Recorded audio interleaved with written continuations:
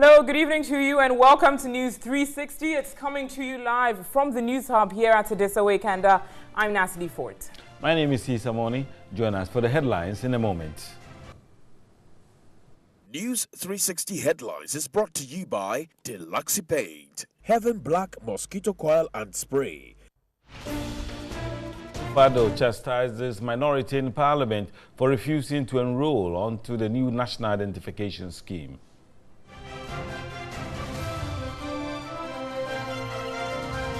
National Democratic Congress holds constituency elections across the country.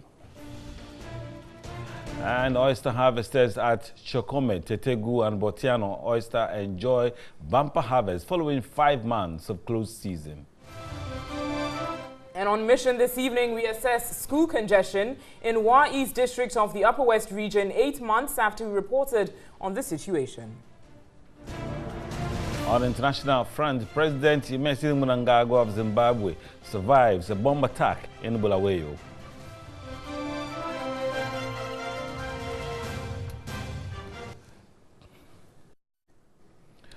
We've got the details of those stories, but before that, news from the World Cup. Just World Cup updates that we are about to give now. And today, Belgium taking on Tunisia, one of those games very, very important and hugely concerning for African countries in there. But Tunisia failed to win against Belgium. They lost by 5-2. And tomorrow, if England win against Panama, then Tunisia will confirm the elimination from the World Cup also in there. So after Egypt out, Morocco out, Tunisia might just follow them in there. Nigeria still very much in contention after winning against Iceland. But the game that is going on at the moment, Germany taking on Sweden. That game is at halftime.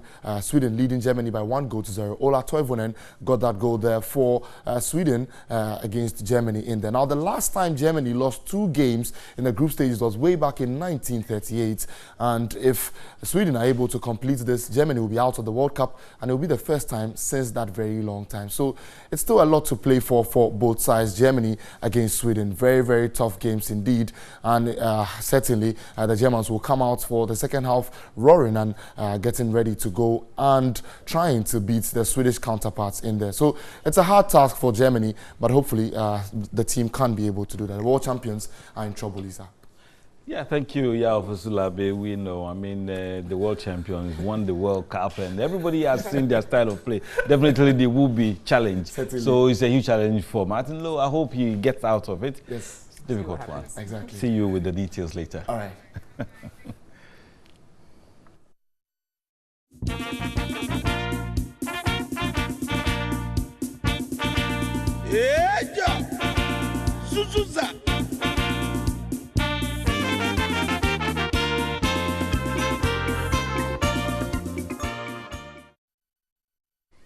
And let's now delve into the world of politics here on News 360 as the New Drabing South constituency elections of the opposition National Democratic Party in the eastern region was called off due to non-delivery of ballot papers. It is unclear when the elections would be held after today. Delegates were at the Eridek voting center by 7 a.m. They all had to wait until minutes after 12 noon when the Regional Assistant Secretary Anodompre came to announce ballot papers would arrive in 5 minutes, urging delegates to be calm. But some delegates could not take the excuse. They felt the regional executive had something to hide. The delegates were furious for the delays, directing their anger at the regional executives. They threatened to boycott the elections, accusing the regional executives of plans to rig the constituency elections for their preferred candidates.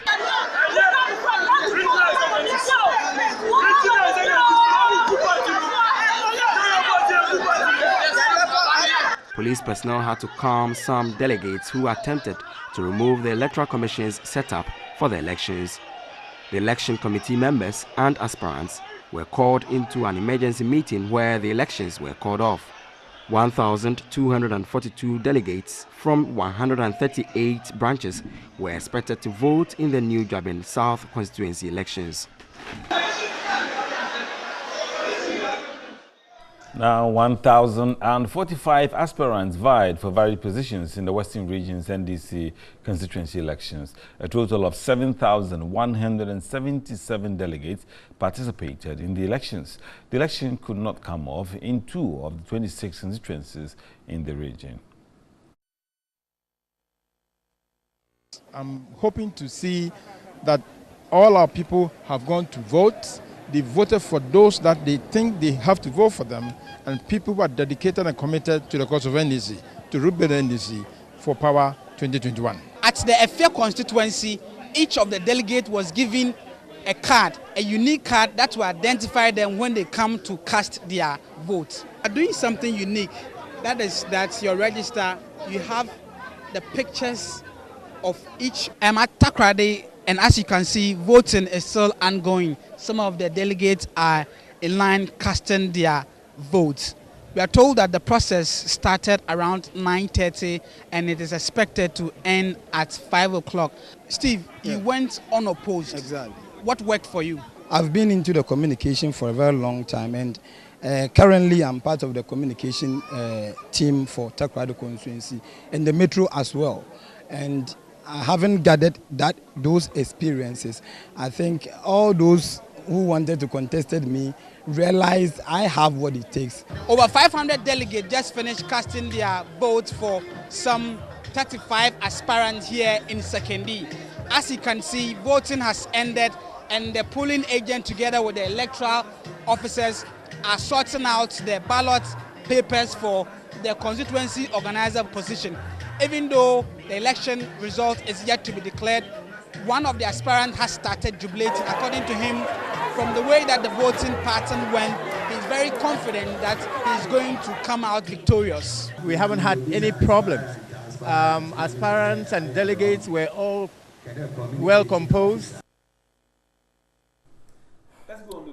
So that's the NDC constituency elections that you see there. And these elections were not exactly smooth, given that they were held in all but 16 constituencies, which raises concerns of the results of the elections. I have behind me here some facts on it. The elections were held in 259 constituencies instead of 275 across the nation. That is quite a staggering number, meaning 16 constituency polls have been unable to come out today due to unpreparedness, and some of them have been postponed, such as to next week, the Anlock constituency being one of them.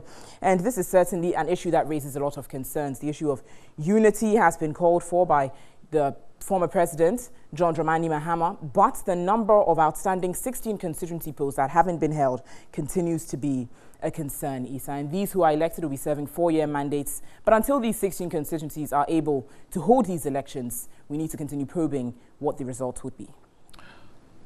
All right, we'll get the answers, hopefully, why the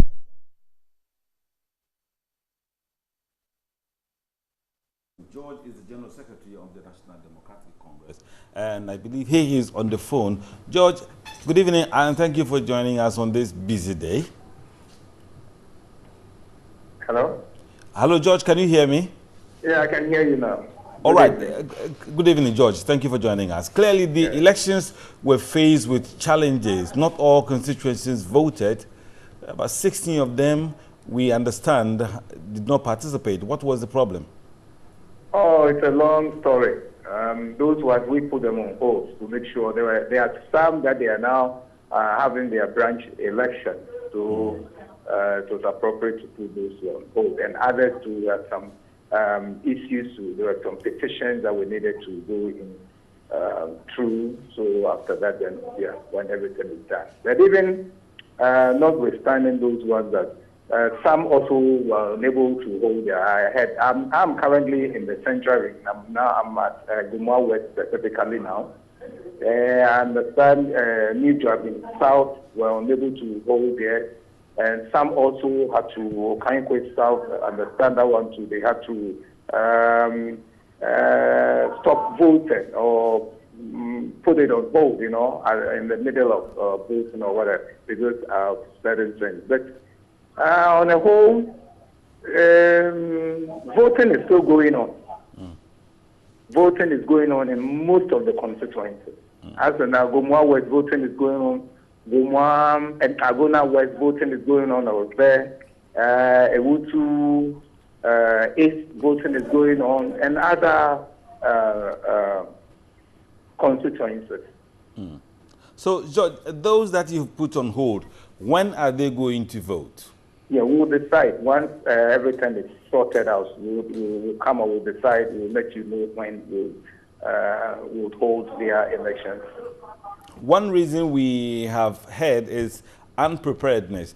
Is it on the part of the party or is the region that is not ready for the elections? I have 16. If we have 275 constituencies and 16 have been put on hold, how can that be preparedness? How can that be? All right.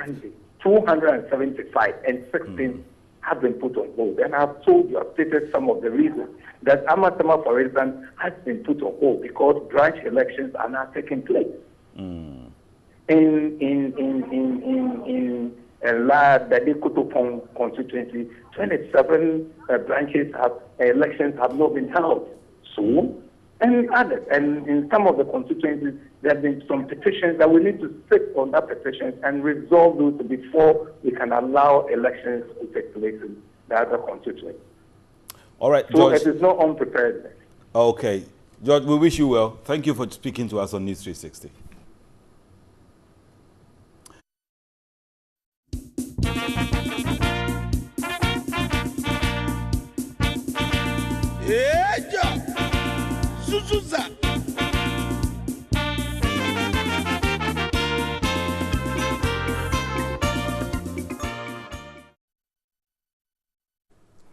From politics, let's turn to some news in aquaculture. As oyster harvesters at Tokome, Tetegu and Botiano say they are now optimistic about the future of oyster harvesting in their communities following 5 months of closed season.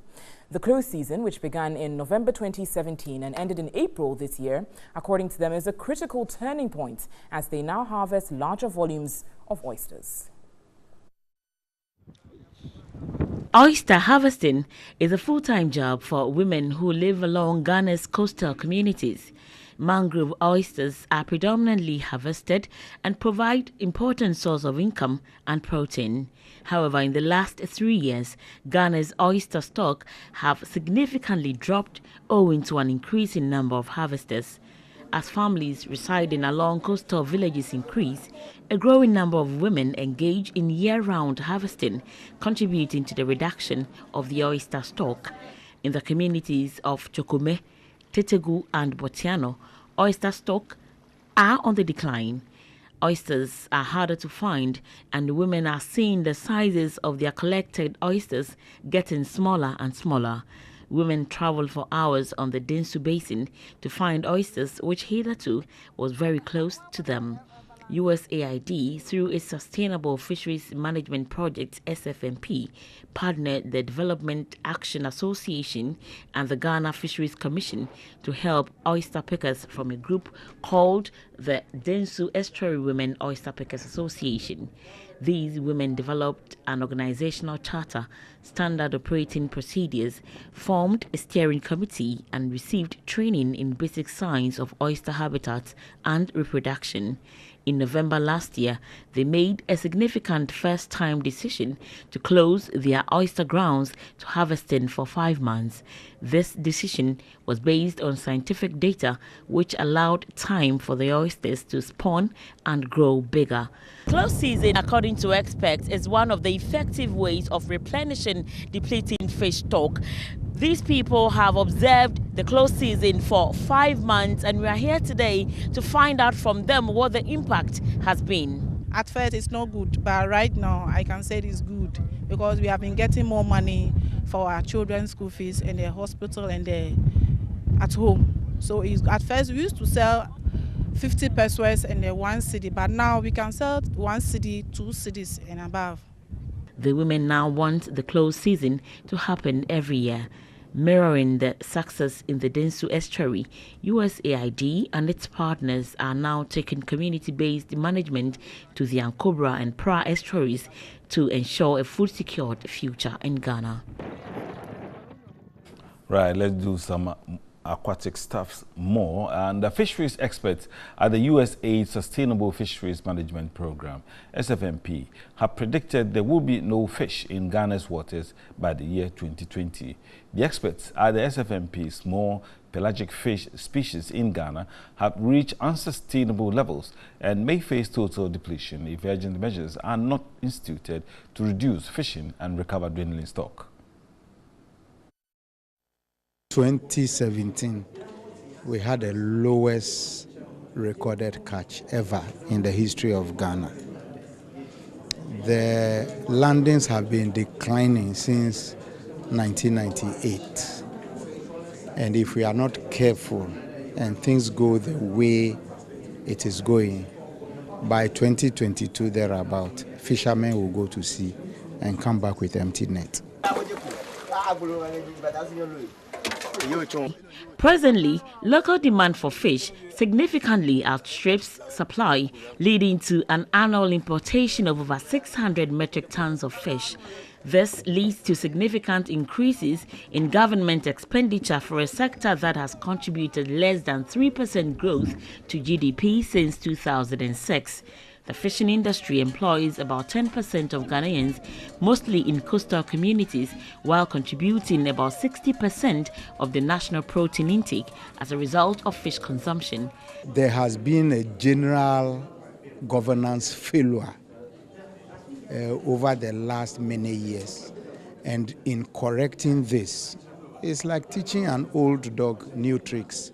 It will take time before we will be able to go around the problems.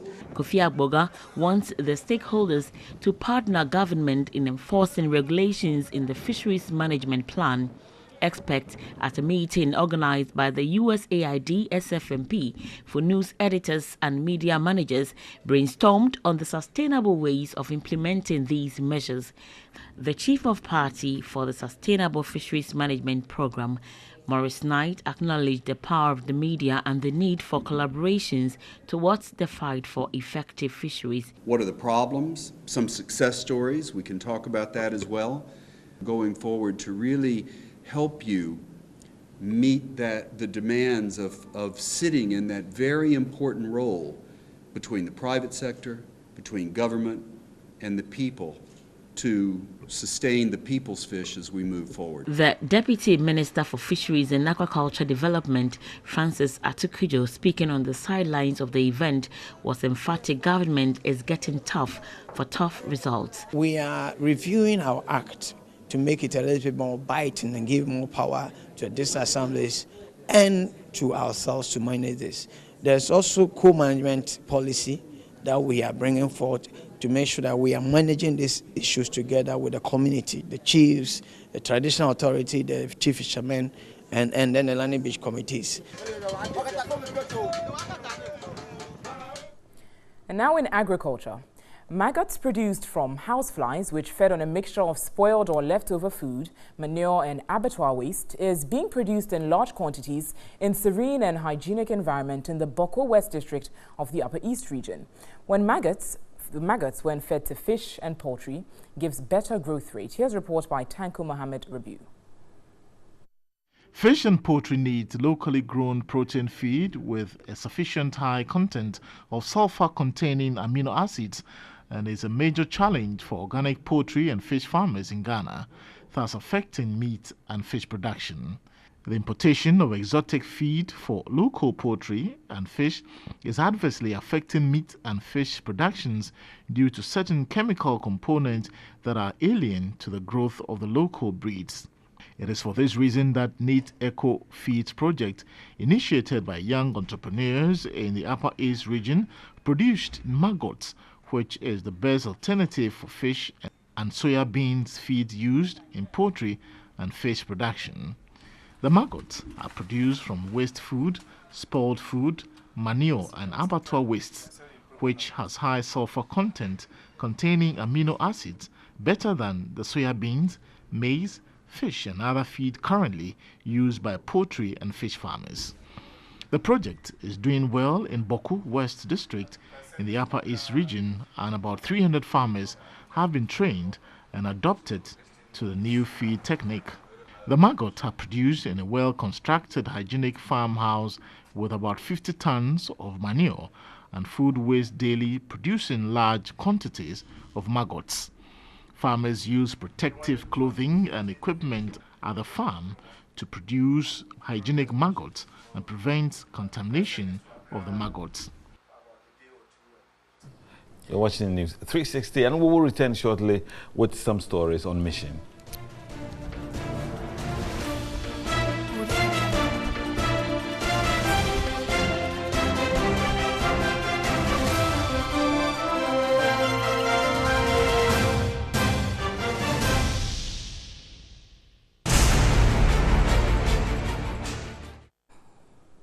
Welcome back to News 360. Time now for our mission segment. And Mission is brought to you by Star Ghana with support from UK Aid, Danida and the European Union.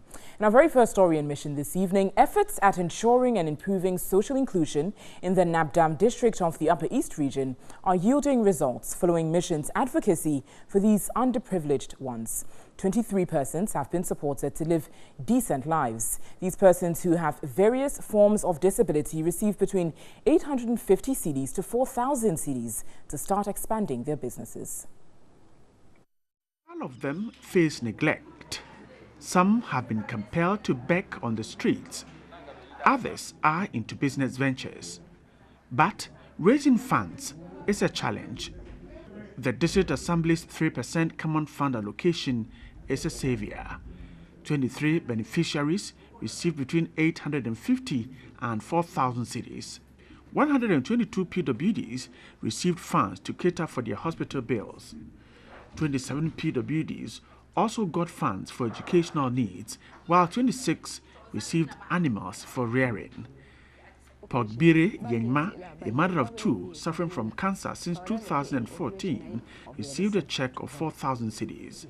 The funds are to support her go through surgery.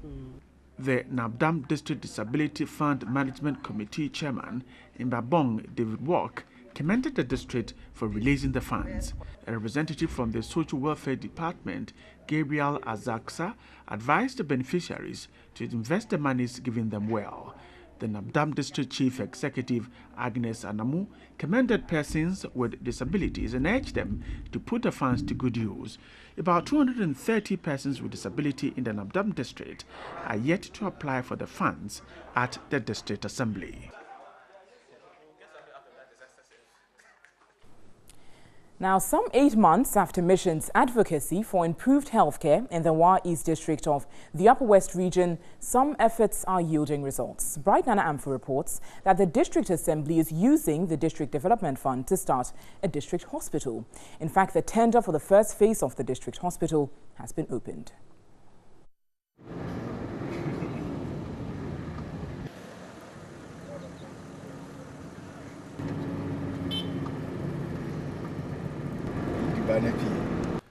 The district of over 72,000 population has no district hospital. They relied on CHIPS compounds and health centers. Cases are sometimes referred to Wa, the regional capital. That's over 4 hours drive from the district capital.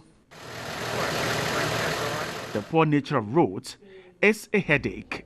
The two major roads that we have they are just F roads, but because they are under highways, we call them the major roads and the highway roads. But it has been a very long time that these two roads has never received any graveling.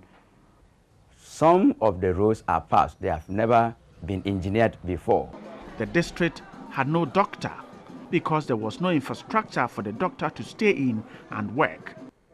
This was the situation in October 2017. But this is changing. This year, I have started some steps to see how possible the Assembly can initiate creating or establishing a district hospital. When we start doing something and we start telling people or crying to the government, then and other NGOs, I think they can come in to help.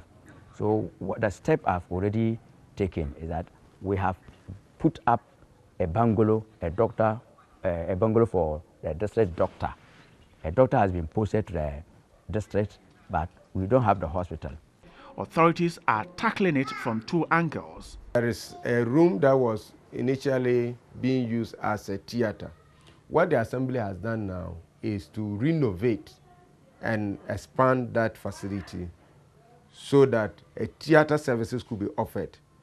District Assembly has also agreed and adopted a roadmap to getting a new district hospital. And already there is a land that was earmarked for that, and which place there is already a building for the doctor, but no other infrastructure. The Assembly says efforts will see a new district hospital soon, by the second half of 2018. There is a green light. I received a letter from Secretary of District Development Facility allocating an amount of money to the district. That is the 2013 FWAT assessment results, as I'm seeing. So I met with the management of the Assembly, and then we have come out with a plan that if we use that plan, then we will be able to start the establishment of a district hospital. Authorities are hopeful development of wards will start, and this will see the development of a new district hospital for the Wa East district of the Upper West region. Positive results being achieved there by TV3's Mission. Remember, our Mission segment is brought to you by Star Ghana with support from UK Aid, Danida and the European Union. We'll have more for you on Mission on News 360 tomorrow. Over to you, Isa.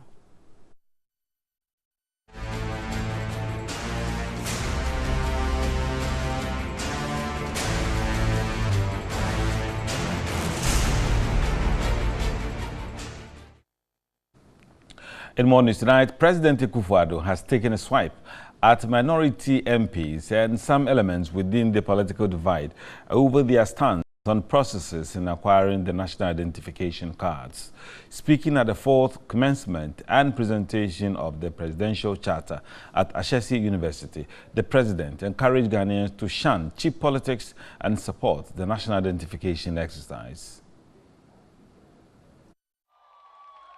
I had hoped that the exercise to provide all citizens with a national identity card would receive the enthusiastic support of all of us as the project finally gets off the ground after years of willful stagnation and neglect. Unfortunately, we seem to have become embroiled once again in another of those full-scale manufactured storms deliberately engineered to slow down progress in everything we try to do. I do not think I say anything contentious if I state here that it is well known that many non-Ghanaians are in possession of voters' cards that they obtain by offering NHIS cards as proof of identity. I do not think that there are more credible basic documentary requirements for establishing nationality or citizenship than a birth certificate or a passport. He called for support for the exercise. There is a legal definition of who is a Ghanaian, and I pray that we abandon giving politics a bad name and support this exercise to proceed rapidly to a successful end. The language of denationalization or threats of civil war are, to say the least, extremely unfortunate. They can be fittingly described as base forms of self-serving demagoguery.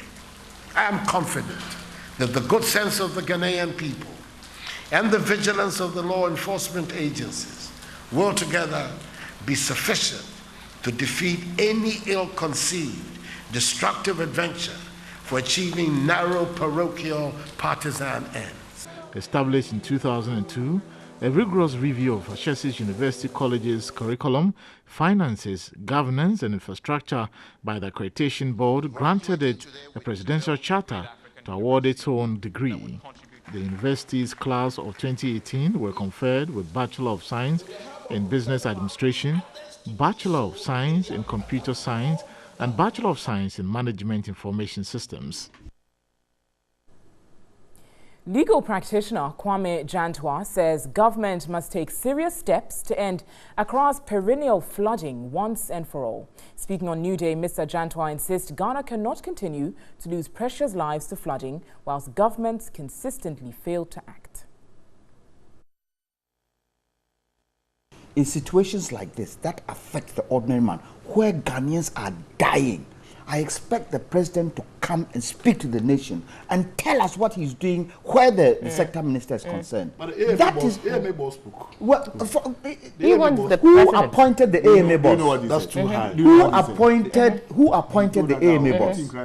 Doc, I'm asking you a question. Who appointed the AMA boss? No, we know the answer. The president cannot speak to everything. Why can't he speak to everything? What is this? I don't understand that. He cannot speak to everything, but this affects the Ghanaian. Somebody's family has lost their mother. Somebody's family. Children have lost their mother. Now, Abna, this whole thing boils down to physical indiscipline of the economy. Physical indiscipline and overspending. That is what it boils down to. Because what? We are waiting for loans. The loans aren't coming. IMF are saying you can't do this. And then we are dying in our own The magic word corruption, which will lead me to... It's all part and parcel of it. The next we topic. should try as much as possible. When we get to a point where we are going to overspend, we stop, like Chile does. Tell the people, we cannot go on. Yes, we said this in our manifesto, but we cannot because we don't have the money. That's it. Parties are voted into power with a responsibility and a mandate. And one of them is that this administration, just as previous administration, is going to be measured and scored based on its performance in dealing with some of these issues. And I would have expected that by now, at least, the sector minister responsible for the assurance that we don't have floods should have come to speak to the nation. What plans are being put in place to what? To address the issue. Mind you, we haven't even done a quarter of the rainy season. We are still in June. We are yet to get to July. And as I said before, I mean, it could even extend to other parts of the country. So, government must be held accountable. And they must be responsible to what? To the citizenry. This whole cliche of the individuals taking responsibility. Yes, individuals have a responsibility, but they must be made to be responsible by government. I have a responsibility to ensure that my children do the right thing. So when the mandate is given to government, which is the current administration, its responsibility is to ensure that things are done right. And the citizenry must always hold government responsible and accountable. And residents and motorists who ply the pothole-ridden Dakuman Road will soon see some respite as the Accra Metropolitan Assembly takes steps to solve the problem. The director in charge of drain maintenance at the Assembly says drains along the Odoko-Dakuman-Dansoman junction will be constructed all the way to Kaneshi First Light. Here is Catherine Fimpoman's report. The Kaneshi Malam Highway is a busy one. It was expected to reduce traffic situation and improve travel time, but this is not the case because of the numerous challenges motorists face. The Dansoman Junction portion of the road appears to be the worst affected. It is heavily potholed with stagnant and smelly drains. Stench from the drains is now a nuisance to residents and businesses of the once beautiful area in Dansoman. There seems to be no help in sight and residents are frustrated. The road there be you people can see some and just small thing because always it be like say you cry you man I into me yet because only at to man I said the okobuano. What I say, people they come, I'm up for back, they can't interview us. Why you she? Statistics and 2 more than 3 hours. Rain for less than 3 hours, but the whole area got flooded. It is a critical situation. The other side of the road, which is the Dakuman Junction, is no better. It requires extra care for drivers to safely go through the place. It is tough for all of us, including private drivers. I'm surprised nothing is being done about it. Up to now, countless media reports have not yielded much, but the problem appears to have now caught the attention of the Accra Metropolitan Assembly. Because it's a serious engineering problem that EMB is working on.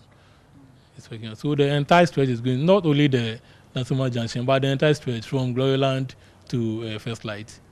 So very soon, the first light will be cut, just like what has been done at Malam. But I don't be able to give you the timeline now. How soon are we seeing that action? It's a planned activity that may go beyond the rainy season. So it's not likely we may complete during the rainy season. We may go beyond the rainy season. I must confess to that. Because it's not something that is being done in reaction to the rainy season. It's something that we are doing to solve that problem once and for all. Let's turn to education now, as Kinross Chirano Gold Mines in the Western region has instituted a scholarship scheme by investing in vocational and technical education within the company's operational area. The scholarship initiative seeks to develop talents and reduce the high rate of unemployment and enhance the future of the local economy. Here's a report by Ibrahim Abubakar. Aside farming, most of the young people living in the Sefiri-Oso area have not acquired any employable skills. To minimize the unemployment rate, the Kinross Chirano Gold Mine is investing in technical and vocational education support for the youth in the area. The company has supported the education of 350 youth over a 5-year period.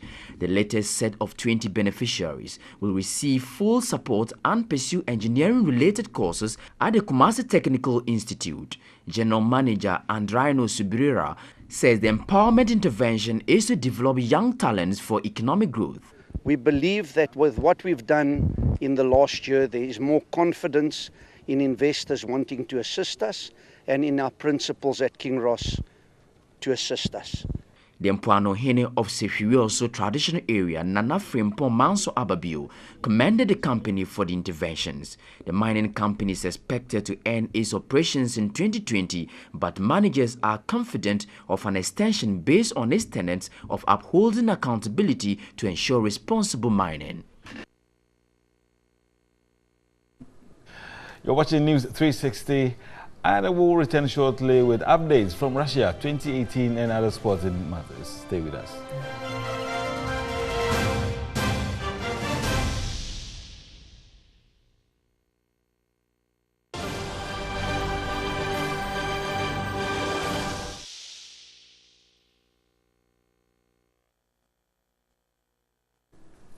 Now, on the international front this evening, Zimbabwe's President Emmerson Mnangagwa has survived an apparent bomb attack in the city of Bulawayo. Footage from the blast at White City Stadium appears to show Mr. Mnangagwa leaving the stage after addressing supporters when a device went off. He was not hurt, according to a spokesman, but senior officials are among those injured. President Mnangagwa came into power last November, ousting his former mentor, Robert Mugabe. The president was in Bulawayo to campaign ahead of nationwide elections due on July 30. Presidential spokesman George Sharamba issued a statement recalling there have been multiple attempts on the president's life over the past 5 years. The Zimbabwe Herald newspaper reported that Vice President Kembo Mohadi had suffered leg injuries in the bomb blast, but there was no confirmation. Other senior officials are also said to have been injured, as well as some of their bodyguards.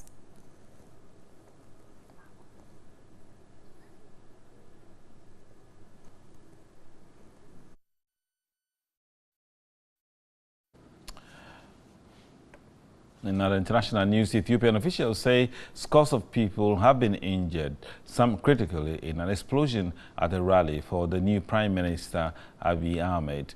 Now, earlier, Mr. Abiy had said that several people had died. Mr. Abiy described it as an unsuccessful attempt by forces who do not want to see Ethiopia united. He was whisked away immediately after the blast, thought to be from a grenade thrown amid thousands of people in Addis Ababa's Meskel Square. His chief of staff, Fiston Araga, said 83 people had been injured, 6 critically. Mr. Abiy only became prime minister after his predecessor, Haile Mariam, unexpectedly resigned in February.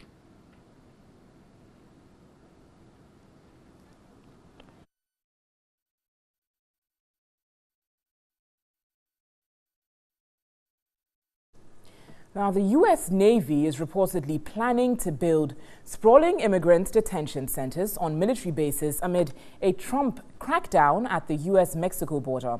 A draft memo obtained by Time magazine outlines plans to build austere tent camps to house 25,000 migrants.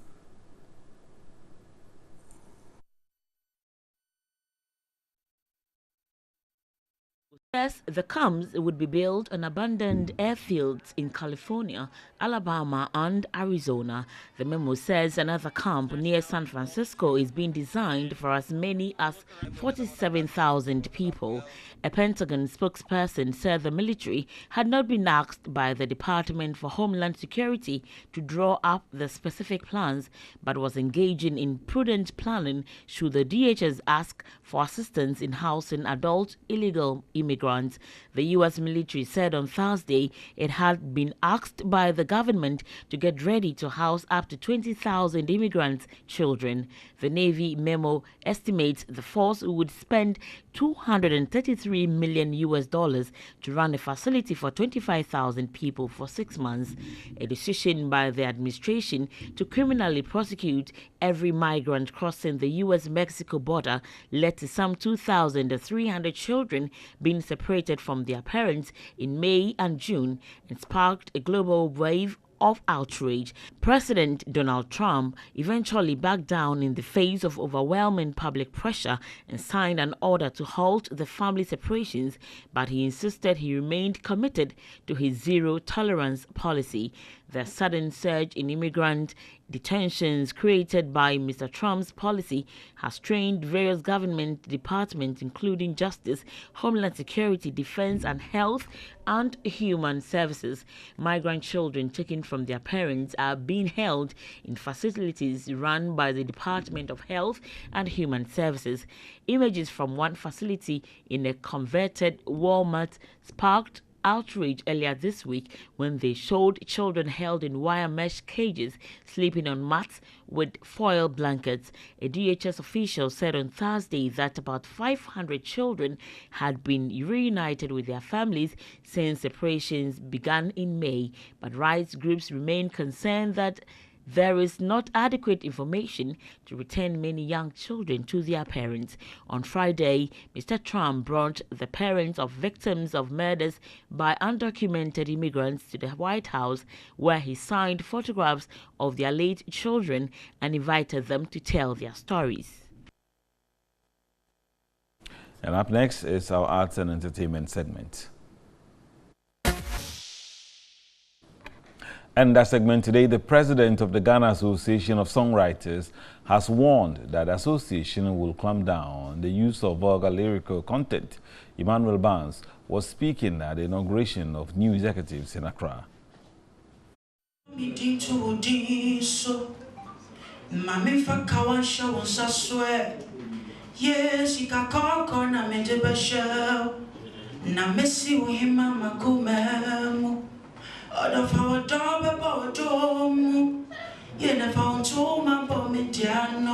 Ghana Association of Songwriters is a cooperative effort by individual songwriters in Ghana to help increase royalty rates and educate members about the business of songwriting. Which is the Ghana Association of Songwriters, is to advance, promote, and benefit the profession of songwriters. So we know that once you're a songwriter, you actually stand to benefit what's in there. And the second point is that it is also set to set the standard for which protection of songwriters' rights would be. Speaking at the launch, executive member of the Musicians Union of Ghana, Musica, Daddy Bosco, commended the leadership of the organization and pledged the support of Musica. I'd like to assure the Ghana Association of Songwriters of our utmost support and collaboration.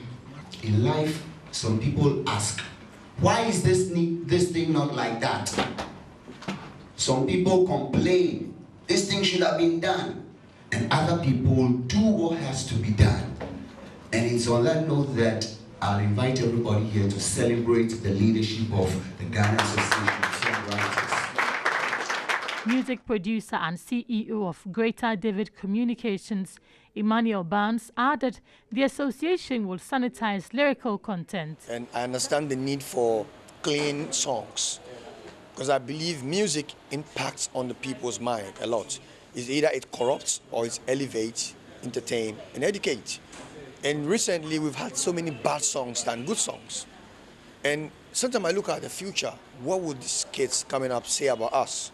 I'm sure sometimes you feel uncomfortable about them and you wish there could be a way. You know, so with GAS, we are going to make sure we curb all these things. I think there is a time to make a change. The launch brought together major stakeholders in the entertainment industry. By the presence of the four of us, GAS is officially launched to Ghana. And in some more entertainment news this evening, Patapizi is not bothered about critics of his art because to him, God gave him the talent and no man can stifle his shine. There have been several criticisms about Patapizi's style of music. The latest is Kwame Eugene's claim that he produces noise and not music and that he will never feature him on any song. Patapizi speaking in a diss song entitled Otetafo. Patapizi indicated that his talent is from God and cannot be stifled by any man. He further indicated that Kwame Eugene is no talent and was brought to the music scene by girls, making him a girls' artiste. Patapizi used the song to drum home the need for Kwame Eugene to respect his elders and seniors in the music game.